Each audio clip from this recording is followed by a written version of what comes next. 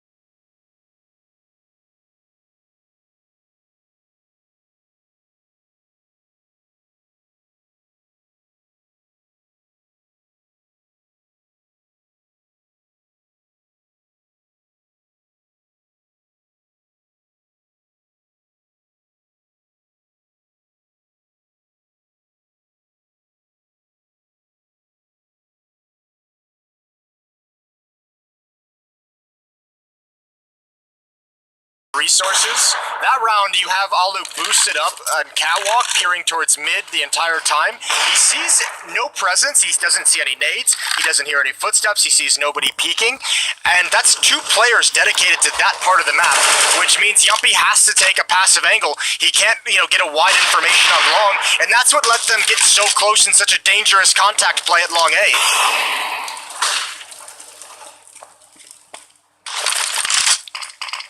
But they don't really have a lot of time to figure it out. They're so far behind already, 7-1. That double orb is back in play, but it's not so far anyway what we've been advertising. We were hyping it up and, just keeping the memory of what we saw in Mirage in our minds. Maybe that was the reason why. Not quite seeing the same effect of it here on Dust 2. And that will need to change pretty much now. This feels like all they really have left is to fall into a mid to B split. There's the flashbang to clear close. There are the 2 smokes. Oh, but it looks like Sunny might have stepped in front of it. Yeah, he has a little bit of a one-way. First kill, no trade. Pop flash from Alu. What a great round from Sunny. Nexa finally finishes him off, but there's 2 players in B, and one of them it's an op. But Almanek returns fire. He's got 30 seconds, 1-on-2, and the bomb is far away. Yeah, they're waiting for him. Up at the corner right there. I don't know how he's even going to dream of doing this. Would have to find at least the first kill for free. They do almost line up. That is actually really scary. But they fight their way out. Perfect play from Sunny in the middle. Still a little bit expensive, and they only get to save one of the AWPs, just to point that out too. But it's the second round, and I think right now ENCE probably just happy to have that. Yeah, if Almanek knows there's 2 in mid and he continues that spray, there's a chance they might have walked right into that headshot. 7-2, a nice 5-round lead, and as you mentioned, double up is ripped out of the hands of ENCE. So G2, maybe not realizing it yet, but are going to be very happy about that one. And here we go, B-rush, contact play, whatever you want to call it. This time it's Yumpy who's going to feel the pain. Offensive grenade, it doesn't do nearly enough damage. He's in so much trouble. They're already on the bomb side, and I don't know what you do here. Sunny, he can try and be a hero again. That's a friendly Molotov burning Almanek. I'm so confused. Oh no, Sunny's probably confused. They're gonna go for it here. Team damage as well. Has everyone lost their minds in this round? There's another Molotov being thrown out just about now, and that's going to block off Aerial for quite a bit of time. Retaking this could actually cost them almost the entire first half. If they give up all these guns, ENCE, they're going to be so poor going into the future here. We'll see. Underhand grenade over, and here we go. The retake is on. Sunny is down. Next in line is Sergey, and Aerial, he's finally in the mix with a big double kill, but he ran out of bullets, and it's not going to happen. Hunter will secure the site with a triple kill. All of the rifles disappear. I would need to see a lot of that in replay. I don't know what just happened. Well, Almanek is... it looks ridiculous because of the Molotov, but that's obviously play that can't really be communicated. He's just being hyper-aggressive because all he has is a MAC-10, and he's thinking, I have a very fast mobile gun that I can catch someone off guard with. Unfortunately, just looks a little bit silly with the flames. The tough part of that retake, I think that was actually one of the rare retakes where it seemed very doable for ENCE, because nobody from G2 is watching the flank, but the flank gets put into play a little bit late. They come in after 2 players from ENCE have already gone down trying to get back into the B bomb site. And Hunter, an easy kill onto Yumpy. And G2's found some great timings for these calls towards the B bomb site. They found a number of rounds where Sergey was the only defender there. Now they found a 3rd round where Yumpy was the only player defending the bomb site. So they've had a couple easy access rounds into that site. Here, bit of a challenge for Aerial. They're going to recover the bomb, G2, and if they just go for the A bomb site, even slowly, should be a 9th round in play for them right here, which again is such a powerful beginning. This is just, I don't know, I was expecting, I'll be honest, expecting a much closer game on Dust 2, even early on here. G2 have come back swinging from that loss on Mirage. Yeah, it's been a really weird pendulum across every map, just swinging in the other direction each and every time. 4-on-3, weapon advantage as well for G2, and here comes the utility to cross over long safely. They didn't even need it. All 3 members of ENCE are in lower dark. They were praying that it would be a late B bomb site hit, and G2 is going to get up to 9. Don't be disheartened, Anders. There's still time. ENCE can recover this. We could be looking at a 10-5 scoreline at half. There's a possibility that ENCE just kind of snaps into shape. Yeah, I mean, it's just that they've already had their super weapon come out on a double-up setup, and it hasn't looked that way at all. You haven't really even felt the impact of it, and that worries me, because what is the next play after that if you're ENCE? Is there something deeper that we haven't seen yet? I'm really doubting it. I'm getting real worried here. This round, it would just be great if they could find a rifle or something to escape with. They're not going to be allowed to. Good little spray from Hunter. Nearly 9-2. They've tried the aggression into upper dark, right? They've tried, going into lower dark early on. You saw Sunny try and make that play. Maybe like a double boost on Catwalk to run in the middle. There aren't that many things left, I think, for ENCE that they could try. It's back to the double orb here. So, I don't know, I am scared. I'm a little bit scared. Yeah, I am as well. This will be interesting. This double up setup, as you mentioned earlier, it hasn't had quite the same impact. Let's see if they can make it work here. Kenny S. going to be blinded, going to be hitting the toes by a smoke. One of the AWPs is on Alu. That's at the A bomb site, peering towards Catwalk at the moment. The other one is on Yumpy, and he's at the B bomb site. And if I'm ENCE, like, it's really going to suck to have to do it. But I think for the rest of the half, you have to just say, we need 2 players at this B bomb site. We can't just leave it alone. G2's been able to capitalize on that defensive setup a number of times.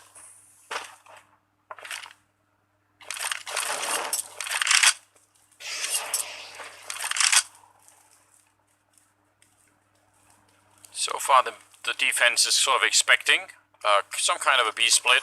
Aloe started to fall back, so maybe they've given up on that thought for a second.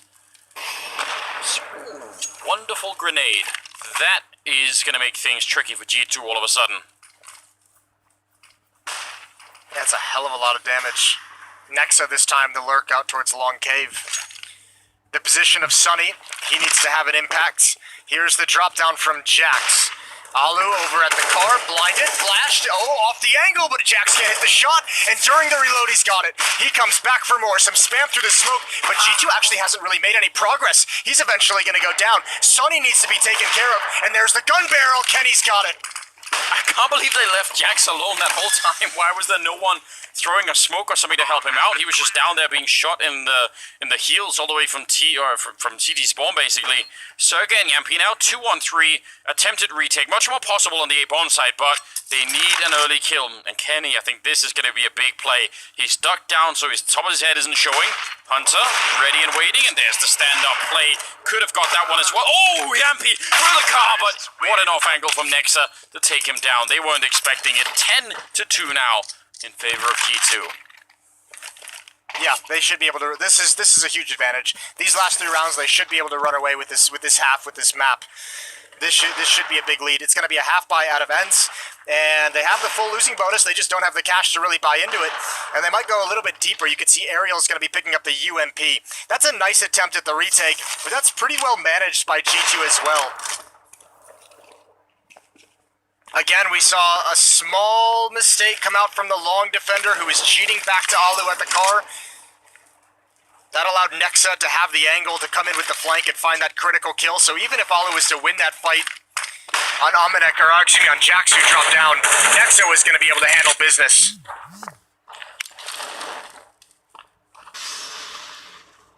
Such a complicated beginning to this map for ENCE. There's not been many good things to highlight for the minute. Yampi will cruise in. That's a nice kill, running with the CZ. Hunter, though, could be giving up another AK if he's not careful here. Does see the top of Sergey's head, but no connection. And while they're doing all of this, Yampi and Sunny are in T-spawn, so they kind of need to make their way to a bomb site about now. If they can win this fight against Alu or just force him back, then it should be a nearly possible retake, but they don't want to be losing anyone else, and I think, the timing, Yampi almost could have refragged Hunter there coming in from T-spawn. Yeah, stay on Catwalk, they're getting back now, good kill, although Yumpy gets one more. That's a bit dangerous, 2 players gonna come up long, that's Jax's responsibility, sees the wide swing, UMP goes down as well. That is some precision, and even a little bit of good fortune on Alu through the smoke isn't gonna change this round. No, definitely not. Yeah, he had maybe one chance to get a clean headshot there, but 11-2 as we move into round number 14. That double up is back, but I'll be honest, my enthusiasm for it is dropping pretty significantly. So some serious diminishing returns at this point in time. Yeah. I mean, part of it. Look at Alu's scoreline as well. I mean, he's been the one towards middle, towards catwalk at the A bomb site. 2 kills on Alu, only 8 kills on Yumpy. So I mean, you can see that double up. You're right, not having the same effect. That's a bit rough, especially when that's such a priority for your defensive setup. I'd like to get a bit more out of that. Jax is going to be in mid, tossing a flashbang out for Aerial, but Yumpy. I like the aggressive stance. At this point, ENCE, you might as well overextend and see if you can just stop G2 from progressing, because nothing else has worked. Some good damage. Oh, he keeps going. Go back for more. There's more people just waiting at that same angle. Not that Yumpy could really know it, but that is an interesting way to get a kill.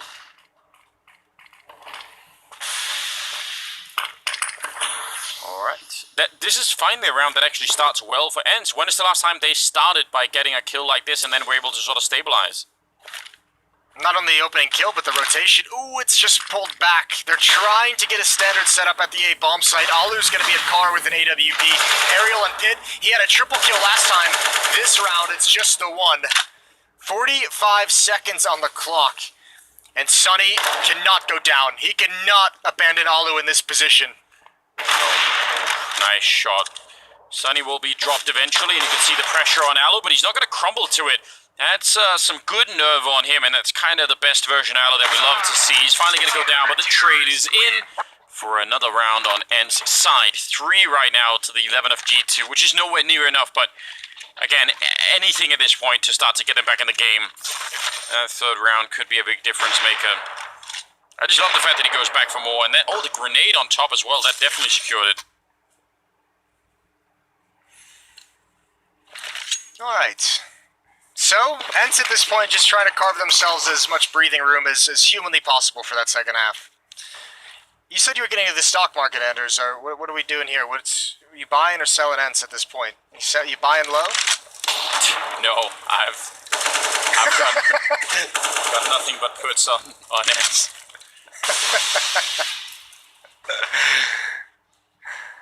Oh dear. Nice kill. They've left the bomb in T-spawn, so Amanek is going to have to give up his flank watching duties to go pick that up, which means he'll probably have to meet at Long Cave with Nexa. 1 player to clear out. That's Sunny over in Goose, and that's an odd peek from Jax. I don't even know if he intended to do it, but it was certainly confusing the hell out of Sunny.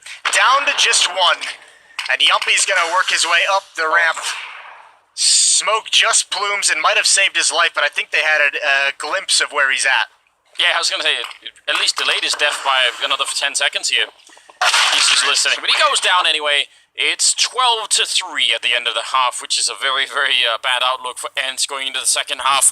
I just don't even know what it will take at this point in time to turn it around. Yeah, it would have to be some real Hertz level stock comeback, Jason, once that comes up. Well, it'll be after the break when we go back, so stay tuned.